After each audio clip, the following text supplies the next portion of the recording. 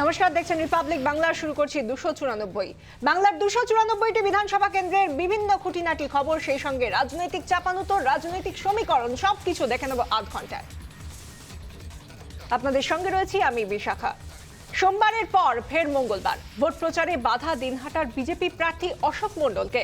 BJP প্রার্থীকে হেনস্থা করা হয় বলে অভিযোগ। হেনস্থা করার অভিযোগ বিজেপির বিধায়কদেরও। পুলিশের সামনেই চলল ধস্তাধস্তি।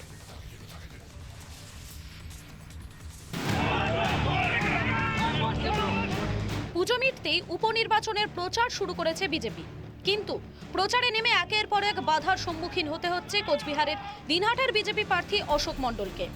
সোমবারের পর মঙ্গলবার গত 24 ঘন্টায় দুবার প্রচারে বাধার অভিযোগ দিনহাটার বিজেপি প্রার্থী অশোক মণ্ডলের।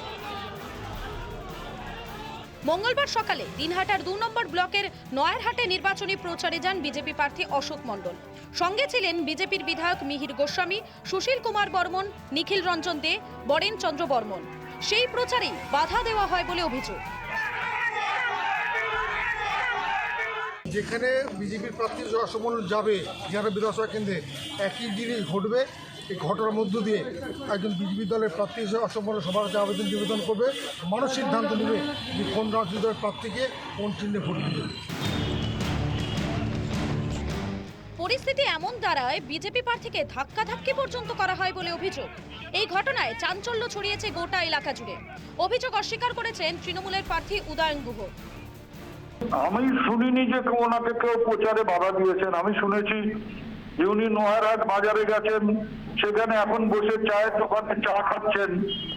এখন লোক পাচ্ছেন না প্রচারে, আলাদা ব্যাপার, কিন্তু সেই লোক দেওয়ার দায়িত্ব তৃণমূল কংগ্রেসের না।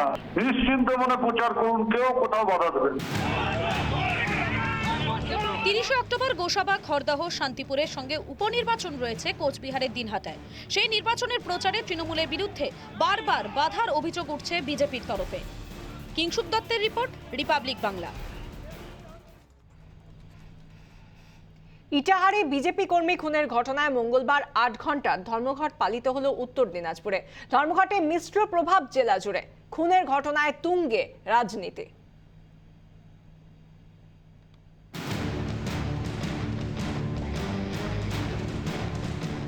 দলীয় কর্মী খুনের ঘটনায় উত্তর দিনাজপুরে 8 ঘন্টা ধর্মঘটের ডাক দিয়েছিল বিজেপি। গেরুয়া শিবিরের ডাকা ধর্মঘটে সকাল থেকেই শুনশান ছিল পথঘাট, বন্ধ ছিল দোকানপাট। দলীয় কর্মী খুনের ঘটনায় ইসলামপুরে জাতীয় সড়ক অবরোধ করে বিজেপির কর্মী সমর্থকরা। ধর্মঘট সফল বলে দাবি গেরুয়া শিবিরের। ভারতীয় জনতা যুব মোর্চা উত্তর দিনাজপুর জেলার সম্পাদক মিঠুন ঘোষের হত্যাকারীদের শাস্তির দাবিতে আজ উত্তর দিনাজপুর জেলায় 8 ঘন্টার বন্ধ রাখা হয়েছিল। সেই বন্ধ সফল। আমরা মিঠুন ঘোষের প্রকৃত যারা হত্যাকারী তাদের আইন অনুযায়ী আর কঠোর থেকে কঠোর আর শাস্তির দাবিতে আজকের এই 8 ঘন্টার উত্তর দিনাজপুর জেলা বন্ধের ডাক দিয়েছি। যদিও বিজেপির এই দাবি অবশ্য মানতে নারাজ শাসক দল। একই সঙ্গে খুনের ঘটনায় তৃণমূল জড়িত নয় বলেও দাবি করছে ঘাসফুল শিবির। গোটা ঘটনায় বিজেপির বিরুদ্ধে রাজনৈতিক ষড়যন্ত্রের অভিযোগ তুলেছে তারা। নাটকবাজ, মহা মিথ্যাচারী, মহা হাস্যাত্মক বিজেপির বন্ধ সর্বাত্মকভাবে ব্যর্থ হয়েছে। রাস্তায় যানবাহন সচল রয়েছে, দোকানপাট খোলা রয়েছে।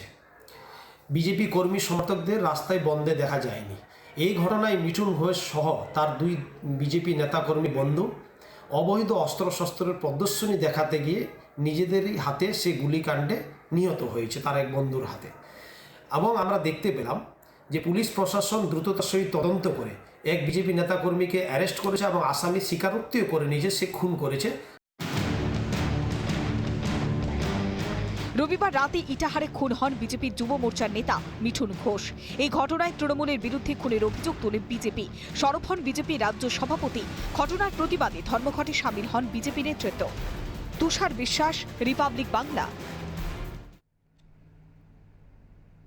দুর্গাপুজো মিটতেই জমজমাট 4 বিধানসভা কেন্দ্রের উপনির্বাচনের প্রচার।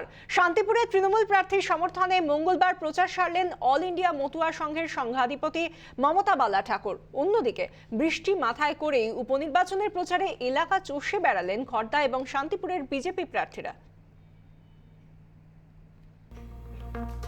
হাতে আরও 2 সপ্তাহেরও কম সময় 30শে অক্টোবর উপনির্বাচন রাজ্যের 4 বিধানসভা কেন্দ্রে।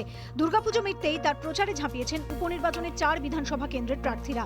লক্ষ্য উপনির্বাচনে মতুয়া ভোট ব্যাংকে একত্র করা। এই লক্ষ্যে শান্তিপুরের তৃণমূল প্রার্থীর সমর্থনে প্রচার সারলেন অল ইন্ডিয়া মতুয়া সংঘের সংঘাধিপতি মমতা বালা ঠাকুর। শান্তিপুরের 16 নম্বর ওয়ার্ডে ও বেলঘরিয়া 2 নম্বর পঞ্চায়েতের গবারচরের সংযোগস্থলে প্রচার সারেন তিনি। উপস্থিত ছিলেন জেলার তৃণমূল নেতৃত্ব। উপনির্বাচনের প্রচারে এনআরসির প্রসঙ্গ তুলে বিজেপিকে নিশানা করেন মমতা বালা ঠাকুর। বোঝানো হয়েছিল, তার থেকে তারা এখন বুঝতে পেরেছে যে এটা বিজেপি ভাওতা দিয়ে আমাদের ভুল বুঝিয়ে নাগরিকত্ব দেবে বলে তাদের ভুল বুঝিয়েছিল। সেটা দেখছে যে সেটা সত্য নয় এবং তারা যেটা কথা দিয়েছিল একটাও তারা বাস্তবে সেটা কিন্তু কাজ করতে পারেনি।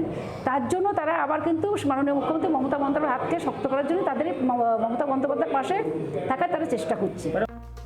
বৃষ্টি মাথায় করেই মঙ্গলবার প্রচার সারলেন খড়দা এবং শান্তিপুরের বিজেপি প্রার্থীরা। খড়দা বিধানসভার উপনির্বাচনে বিজেপি প্রার্থী জয় সাহা প্রয়াত দলীয় নেতা মনীষ শুক্লার বাড়িতে যান। মৃত বিজেপি নেতার প্রতিকৃতিতে মাল্যদান করার পর স্থানীয় লিচু বাগান অঞ্চলে প্রচার সারেন জয় সাহা। আমি মানুষের কাছে পৌঁছাচ্ছি, মানুষ আমাকে খুব ভালোভাবে রিসিভ করছে। আমি অত্যন্ত খুশি আর উৎসাহিত যে তারা আমাকে এত আনন্দের সহিত আমাকে রিসিভ করছেন। প্রতিটা মুহূর্তে যত মানুষের কাছে পৌঁছাচ্ছি তত আমার এনার্জি বাড়ছে। বিহারের বিধায়ক এবং রাষ্ট্রীয় মহিলা মোর্চার সম্পাদক নিশা সিংকে সঙ্গে নিয়ে প্রচার সারলেন শান্তিপুরের বিজেপি প্রার্থী নিরঞ্জন বিশ্বাস। শান্তিপুর বিজেপির 2 নম্বর শহর মণ্ডলের তরফে বাড়ি বাড়ি সম্পর্ক যাত্রার আয়োজন করা হয়েছিল। উপস্থিত ছিল জেলার বিজেপি নেতৃত্ব। মানুষের সঙ্গে সম্পর্ক, মানুষের আশীর্বাদ দেওয়ার জন্য গিয়েছিলাম বাড়ি বাড়ি। 30 তারিখে ভোটে আমরা যাতে বিপুল ভোটে জয়লাভ করতে পারি তার জন্যই গৃহ সম্পর্ক অভিযান আমরা করছি। উপনির্বাচনের দিন যত এগোচ্ছে ততই চড়ছে রাজনৈতিক উত্তেজনার পারদ। প্রচারে বেরিয়ে মঙ্গলবার একে অপরের বিরুদ্ধে তোপ দাগলেন যুযুধান 2 দলের প্রার্থীরা। তোপ পাল্টা তোপে তপ্ত হলো বঙ্গের রাজনীতি। রিপাবলিক বাংলা।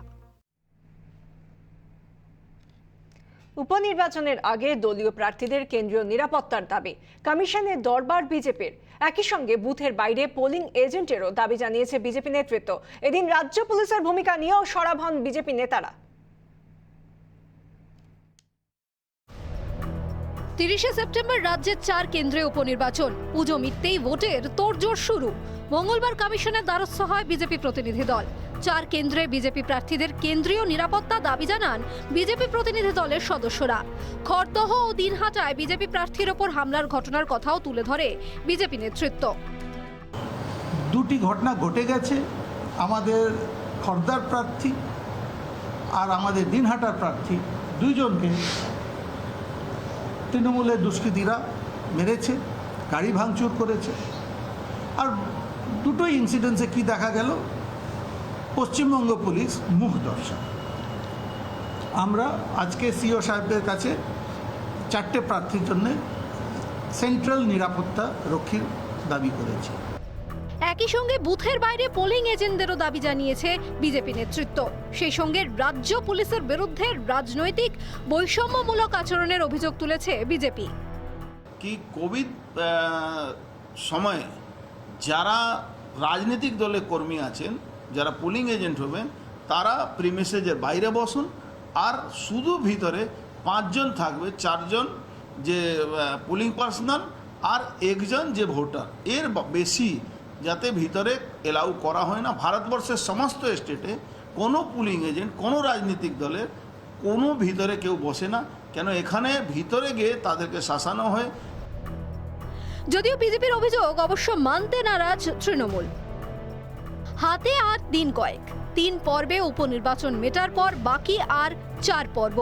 এই পরিস্থিতিতে উপনির্বাচন ঘিরে ফের সরগরম হচ্ছে বঙ্গ রাজনীতি। রিপাবলিক বাংলা।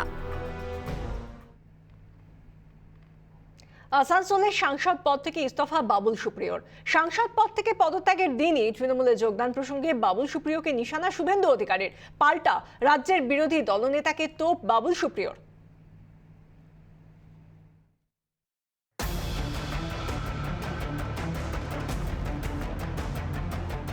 বিজেপি ছেড়ে রাজনীতিকে অলবিদা, তৃণমূলে যোগদান করে ফের রাজনীতির ময়দানে কামব্যাক। রাজনীতিতে নতুন ইনিংস শুরু করেই আসানসোলের সাংসদ পদ থেকে ইস্তফা দেবেন বলে জানিয়েছিলেন। কথা মতোই মঙ্গলবার সাংসদ পদ থেকে ইস্তফা দিলেন বাবুল সুপ্রিয়। এদিন লোকসভার স্পিকার ওম বিড়লার বাসভবনে গিয়ে নিজের ইস্তফাপত্র তুলে দেন বাবুল সুপ্রিয়। নৈতিকতার কারণেই ইস্তফা দিয়েছেন। সাংসদ পদ থেকে পদত্যাগের পর মন্তব্য বাবুল সুপ্রিয়। জিতেছিলাম সেই দলে যখন আমি আর নেই, তখন পার্লামেন্ট সিটটা ধরে রাখাটা আমার কাছে অনৈতিক মনে হয়েছিল, সেই জন্য আমি ওটা থেকে রিজাইন করলাম। সাংসদ পদ থেকে ইস্তফা দেওয়ার দিনই বাবুল সুপ্রিয়কে আক্রমণ শুভেন্দু অধিকারীর। তৃণমূলে যোগদানের কারণ খোলসা করতে বাবুল সুপ্রিয়র উদ্দেশ্যে চ্যালেঞ্জ রাজ্যের বিরোধী দলনেতা। অনুরোধ করব ওনার সঙ্গে পিসি ভাইপোর যে ডিলটা হয়েছে সেই ডিলটা তিনি প্রকাশ করুক, কাউকে না জানিয়ে তিনি পাল্টি খেয়েছেন বিশ্বকর্মা পুজোর দিন, সেই চুক্তিটা কি, চুক্তিটা প্রকাশ করুন।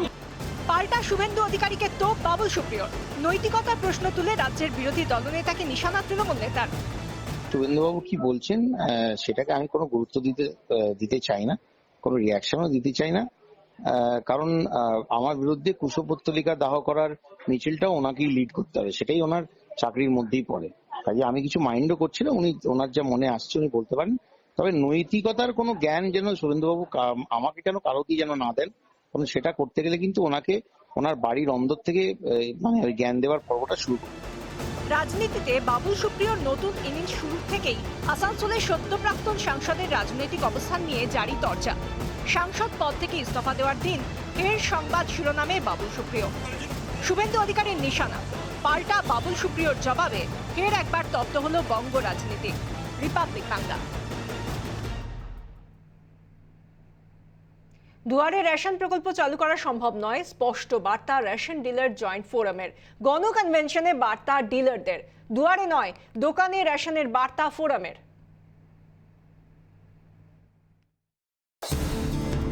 দুয়ারে নয় দোকানে রেশন, পাল্টা প্রচার শুরু করে দিল রেশন ডিলারদের জয়েন্ট ফোরাম। সংগঠনের বক্তব্য, সেপ্টেম্বর মাসে 15% পাইলট প্রজেক্টের মাধ্যমে তারা অংশগ্রহণ করেছিলেন। সেই কাজ করতে গিয়ে নানা ধরনের সমস্যার সম্মুখীন হতে হয়েছে তাদের। বাড়িতে রেশন নেওয়ার ব্যাপারে গ্রাহকরা অনেকেই অনীহা প্রকাশ করেছেন। পাইলট প্রজেক্ট দীর্ঘদিন ধরে চলতে পারে না, এই প্রকল্প কার্যকর করা সম্ভব নয়। মঙ্গলবার রেশন ডিলারদের জয়েন্ট ফোরামের গণকনভেনশনে এমনই বার্তা ডিলারদের। আমরা যা খরচা করেছি এতদিন, সেই খরচার একটা টাকা খাদ্য দপ্তর আজ পর্যন্ত দেয়নি, একটা টাকা দেয়নি আজ পর্যন্ত। ভয় দেখাতে পারে লাইসেন্স দিয়েছে বলে, কিন্তু মানুষকে দাবিয়ে কাজ করা যাবে না। দিদি এই দায়িত্ব থেকে আমাদের রেহাই দিন, দুয়ারে রেশন দিতে পারবো না। রেশন ডিলারদের দাবি, রেশন বাড়িতে পৌঁছতে হলে যে গাড়ির খরচ লাগবে তা তাদের পক্ষে বহন করা সম্ভব নয়। মাসে তাদের অতিরিক্ত 41,680 টাকা খরচ হবে। গাড়ির চালক 12,000 টাকা, সহকারীর জন্য 10,000 টাকা, জ্বালানি বাবদ 2500 টাকা, গ্যারেজ বাবদ 1500 টাকা, রক্ষণাবেক্ষণের জন্য 2000 টাকা, রোড ট্যাক্স বাবদ 60 টাকা, বিমা বাবদ 1000 টাকা, দূষণ রোধে 20 টাকা, ইএমআই বাবদ 12,600 টাকা। ইতিমধ্যেই এই হিসেব তারা জমা দিয়েছেন রাজ্যের কাছে। 20,000 রেশন ডিলারদের মধ্যে 18,000 রেশন ডিলারই এই ফোরামের অন্তর্ভুক্ত। সেক্ষেত্রে এই ফোরামের ডিলাররা যদি দুয়ারে রেশন চালুতে রাজি না হন, তাহলে এই প্রকল্পের বাস্তবায়ন সম্ভব নয়। ডিলারদের এই অবস্থানে সুর চড়িয়েছে বিরোধীরাও। মাননীয় মুখ্যমন্ত্রীর এই যে স্বপ্নের প্রজেক্ট, এই প্রজেক্টের পেছনে যে ধরনের পরিকল্পনা করা প্রয়োজন সেই ধরনের পরিকল্পনা নেই। শুধুমাত্র হাইপ দেয়া এবং লোককে বোকা বানানো ছাড়া কিছু নয়। স্বাভাবিকভাবেই এই প্রকল্প মুখ থুবড়ে পড়বে যতক্ষণ না পর্যন্ত এর উপযুক্ত প্ল্যানিং হবে, এবং তার ফলে কি হবে, এই যে স্বপ্নের প্রকল্প শুরু হওয়ার সময় কিছু পাবলিক প্রচার পাবে, বিজ্ঞাপন হবে, মুখ্যমন্ত্রীর বড় বড় ছবি লাগবে, কাট আউট লাগবে, কিন্তু আদত পক্ষে সম্ভব হবে না। এই মোহাম্মদ বিদ্যুৎগুলোকেও ধীরে ধীরে ছাড়িয়ে যাচ্ছেন আমাদের মাননীয় মুখ্যমন্ত্রী। বিধানসভা ভোটে তৃণমূলের ইস্তাহারে দুয়ারে রেশন প্রকল্প চালুর প্রতিশ্রুতি দেওয়া হয়েছিল। উত্তর থেকে দক্ষিণ রাজ্যের প্রতিটি জেলায় এই প্রকল্পের সুবিধা পাবেন মানুষ বলে জানায় তৃণমূল। মুখ্যমন্ত্রীর স্বপ্নের প্রকল্প বাস্তবায়িত হবেই বলে দাবি তৃণমূলের। আমি এখনো ওদের কাছে আবেদন করব যে ওরা সরকারের এই প্রস্তাবটা দেবেন। সরকার তো এখনো চালু করেননি, একটা পাইলট প্রজেক্ট করছেন নভেম্বর পর্যন্ত। ওরা এটাকে একটা ফেয়ার ট্রায়াল দিন, এটাই আমার ওদের কাছে আবেদন। মুখ্যমন্ত্রীর প্রিয় প্রকল্প, সরকারের ঘোষিত প্রকল্প, ওরা এইভাবে রিয়েক্ট করবেন না, এটা আমার ওদের কাছে অভিযোগ। সরকারের পক্ষ থেকে বলা হচ্ছে কাজ শুরু হলেই কোথায় কোথায় সমস্যা হচ্ছে তা বোঝা যাবে। শুধু সমস্যাই দেখতে গেলে কোনো কাজ হবে না। আপাতত দুয়ারে রেশন প্রকল্পের ভাগ্য ঝুলছে ডিলারদের হাতে। রিপাবলিক বাংলা। হাসপাতাল কর্তৃপক্ষের নির্দেশের পরেই ধীরে ধীরে আরজি করের অচলাবস্থা কাটতে শুরু করেছে। মঙ্গলবারই আন্দোলনরত পড়ুয়াদের কাজে ফেরার নির্দেশ দেওয়া হয়। নির্দেশ পাওয়ার 2 ঘন্টার মধ্যেই বেশ কিছু বিভাগের পড়ুয়ারা কাজে ফিরতে শুরু করেছেন। কোনোভাবেই রোগীদের হয়রানি বরদাস্ত করা হবে না বলে জানিয়েছে হাসপাতাল কর্তৃপক্ষ। আরজি করের অচলাবস্থা কাটাতে মঙ্গলবার বিভাগীয় প্রধানরা হাসপাতালের বিভিন্ন ওয়ার্ড পরিদর্শন করেন। পরে স্বাস্থ্য ভবনের আধিকারিক ও হাসপাতালের বিভাগীয় প্রধানরা বৈঠকে বসেন। শেষ পর্যন্ত পরিস্থিতি স্বাভাবিক করতে আন্দোলনকারীদের দ্রুত কাজে ফেরার নির্দেশ দেওয়া হয়। 2 ঘন্টার মধ্যে কাজে যোগ দেওয়ার নির্দেশ দেওয়া হয় পড়ুয়াদের। সেই মতো বেশ কিছু বিভাগে কাজে ফিরতে শুরু করেন পড়ুয়ারা। মূল আমাদের আবেদন সেটা হলো যে তাদের কোভিড তাদের অনেকটা পড়াশোনার সময় কেটে নিয়েছে। চিকিৎসা বিজ্ঞানের ক্ষেত্রে পুঁথিগত বিদ্যার বাইরে হাতে কলমে শেখাটা একটা বিরাট ভূমিকা থাকে। সেইটা থেকে ছাত্রছাত্রী এবং পিজিটিরা যেটা তারা শিখতে এসছে সেটা বঞ্চিত হচ্ছে। সেই জায়গাটায় তারা যেন তাদের কর্মক্ষেত্রে এবং পড়াশোনার মধ্যে ফিরে আসে দ্রুত, এটা আমরা তাদের কাছে আবেদন রাখবো। মেডিকেল কলেজ কর্তৃপক্ষের দাবি মঙ্গলবার থেকেই হাসপাতালের পরিষেবা স্বাভাবিক হতে শুরু করেছে। বুধবারের মধ্যে পরিস্থিতি আরও স্বাভাবিক হবে।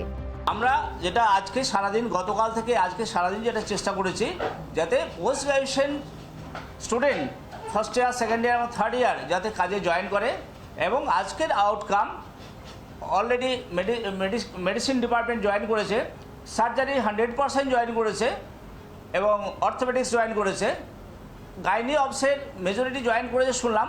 বাকিটা আশা করি সকালের মধ্যে 100%, আমি শিওর নই, 100% সকালে কথা দিয়েছে সকালের মধ্যে জয়েন করবে। এদিকে নিজেদের অবস্থানে অনড় আন্দোলনকারীরা। ইতিমধ্যেই অনশন শুরু করেছেন বহু আন্দোলনকারী। এই আন্দোলন তো তাদের ন্যায্য দাবি দেওয়ার জন্য। এই আন্দোলন একটা ব্যক্তিকেন্দ্রিক মানুষের প্রতিহিংসামূলক আচরণের বিরুদ্ধে।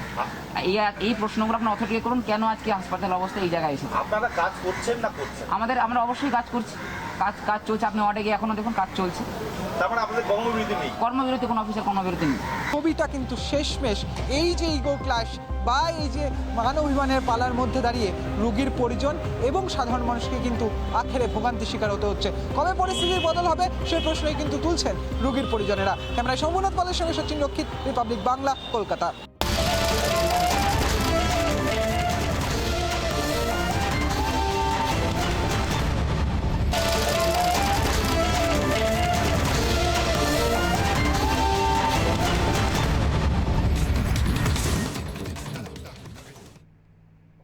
বাংলাদেশের অশান্তির জেরে এবার কড়া পদক্ষেপের বার্তা প্রধানমন্ত্রী শেখ হাসিনার। দোষীদের দ্রুত চিহ্নিত করে শাস্তি দেওয়ার ঘোষণা। সোমবার শাহবাগ থেকে মঙ্গলবার বঙ্গবন্ধু এভিনিউ। সুশীল সমাজ থেকে ক্ষমতাসীন রাজনৈতিক দল পথে নেমে ঘটনার নিন্দায় সব পক্ষ।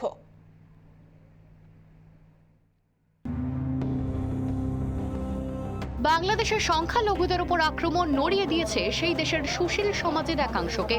দেশের সীমানা ছাড়িয়ে যে এই ঘটনা আন্তর্জাতিক মহলেও বাংলাদেশের ভাবমূর্তিতে আঘাত করছে তা স্পষ্ট। সোমবারে একাধিক পুলিশ আধিকারিককে অপসারণ করা হয়েছিল। এবার দোষীদের চিহ্নিত করে কড়া ব্যবস্থা নেওয়ার নির্দেশ দিলেন প্রধানমন্ত্রী শেখ হাসিনা। মঙ্গলবার বাংলাদেশ মন্ত্রিসভার বৈঠকে বর্তমান পরিস্থিতি নিয়ে বিস্তারিত আলোচনা হয়। মন্ত্রিসভার বৈঠকে প্রধানমন্ত্রী জানিয়েছেন, মানবাধিকারের কথা তুলে আমাকে অনেক সময় মানবাধিকার নিয়ে প্রশ্ন করে, তখন আমার মনে হয় আমি জিজ্ঞেস করি তাদের কি অধিকার আছে প্রশ্ন করার আমার? যেখানে আমার বাবা মা ভাইদের সবাইকে হত্যা করার পর আমি বিচার চাইতে পারিনি। বাংলাদেশ অসাম্প্রদায়িক চেতনার দেশ। এখানে সব ধর্মের মানুষ তার ধর্ম পালন করবে স্বাধীনভাবে। মঙ্গলবার ঢাকার বঙ্গবন্ধু অ্যাভিনিউতে সমাবেশ করে ক্ষমতাসীন দল আওয়ামী লীগ। দেশের সম্প্রীতির পরিবেশ অক্ষুণ্ণ রাখতে হাসিনা সরকার দায়বদ্ধ বলে আশ্বাস দেওয়া হয় সেখানে। অশান্তির পরিবেশের জন্য বিএনপি এবং মৌলবাদীদেরই দায়ী করা হয় সমাবেশ থেকে।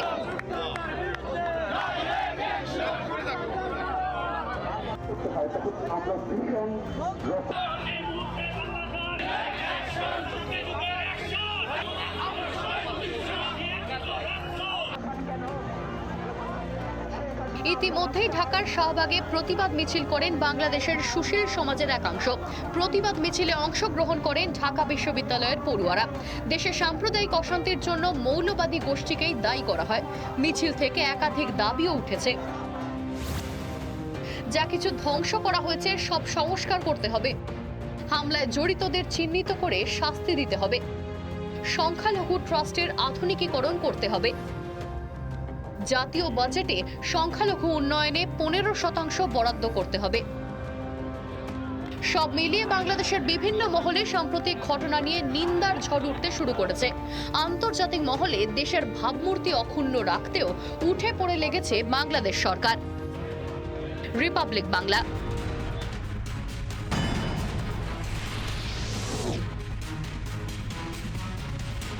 পশ্চিম মেদিনীপুরের খড়গপুরে ভাঙন বিজেপিতে। বালিয়া পঞ্চায়েতের সদস্যা পূজা ছেত্রী সহ প্রায় 70 বিজেপি কর্মী যোগদান তৃণমূলে।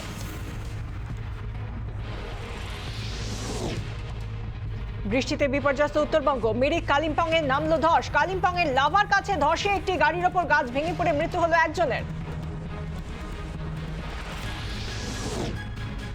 সোমবার রাত থেকে টানা বৃষ্টি, তার জেরে ফুঁসছে উত্তরবঙ্গের নদীগুলি। বুধবারও উত্তরবঙ্গে বৃষ্টির সতর্কতা। জলস্তর বাড়ায় আশঙ্কায় শিলিগুড়ির মহানন্দার তীরের বাসিন্দারা। অন্যদিকে তিস্তা নদীতে দৌমোহনী থেকে ভারত বাংলাদেশ সীমান্তের অসংরক্ষিত এলাকায় হলুদ সতর্কতা জারি।